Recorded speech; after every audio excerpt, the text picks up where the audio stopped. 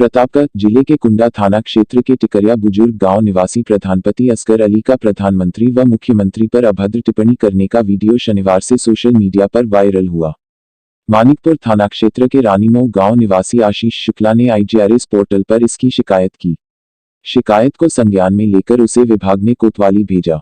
शिकायत पर दरोगा शनि कुमार ने जांच की तो आरोप सही पाया गया, जिसके बाद प्रधानपति असगर अली के खिलाफ PM CM पर अभद्र टिप्पणी करने के आरोप में विभिन्न धाराओं में रिपोर्ट दर्ज की है।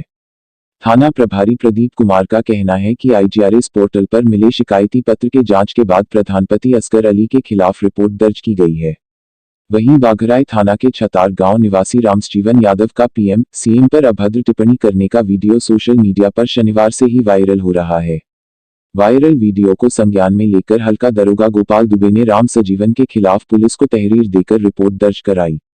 मामले को लेकर बताया जा रहा है कि वीडियो महीनों पुराना है और रामजीवन मानसिक रूप से अस्वस्थ है। दूसरी खबर, प्रतापगढ़ जिले के संग्रामगढ़ थाना क्षेत्र के नरेई गांव निवासी लवकुश सरोज दिल्ली में रहता था। वहां से 17 सितंबर 2021 को 16 वर्षीय लड़की को भगा लाया। किशोरी के पिता की तहरीर पर दिल्ली के मुनरिका थाने में लवकुश के खिलाफ रिपोर्ट दर्ज हुई थी। मोबाइल सर्विलांस से पुलिस खोजते हुए रविवार को संग्रामगढ़ पहुंची। स्थानीय पुलिस की मदद से गांव में छापेमारी की तो लवकुश चकमा देकर भाग निकला, जबकि किशोरी को पुलिस बरामद कर दिल्ली ले गई। तीसरी खबर, प्रतापगढ़ प्रोफेसर राजेंद्र सिंह रिज्जूभैया राज्य विश्वविद्यालय की परीक्षाएं रविवार को भी हुई।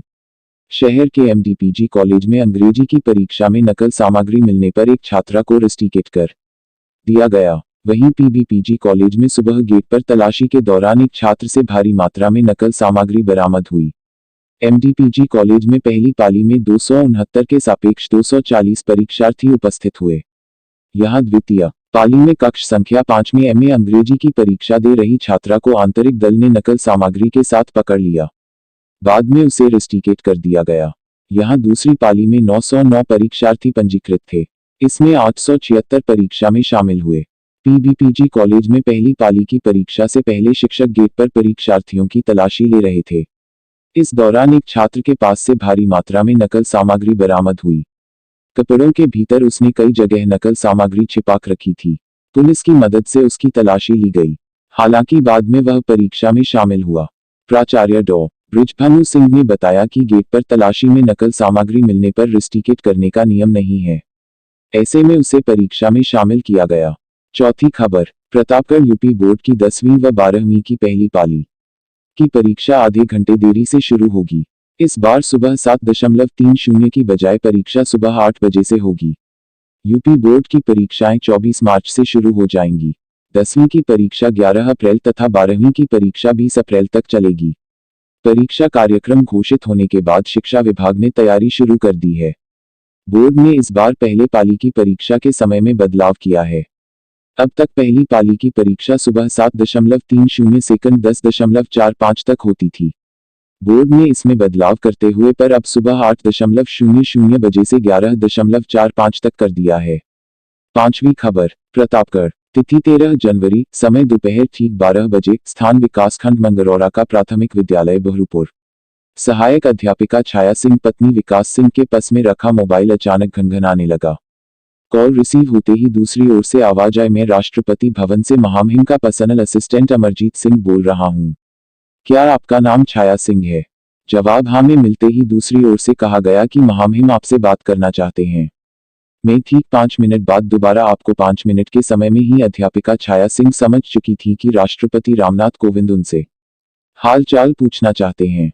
दरअसल अध्यापिका के दिवंगत पिता रिजर्व बैंक कानपुर में ऑफिसर थे और तब रामनाथ कोविंद से उनके घरेलू संबंध थे। राष्ट्रपति बनने से पहले रामनाथ कोविंद अक्सर अध्यापिका के घर उनके पिता से मिलने आते थे।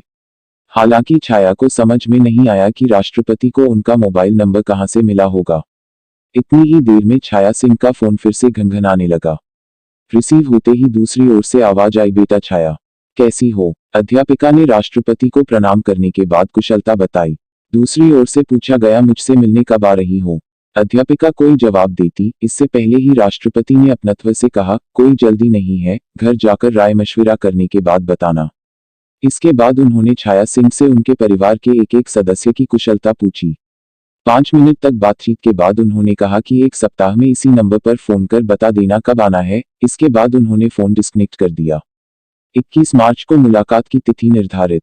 कॉल करूंगा। राष्ट्रपति भवन के अपॉइंटमेंट हाउस से बीच बीच में अध्यापिका छाया सिंह के पास फोन आता रहा, लेकिन किसी न किसी कारण से राष्ट्रपति से मुलाकात की तिथि तय नहीं हो पा रही थी। 10 मार्च को आए फोन पर होली के बाद की तिथि निर्धारित करने के लिए कहा गया।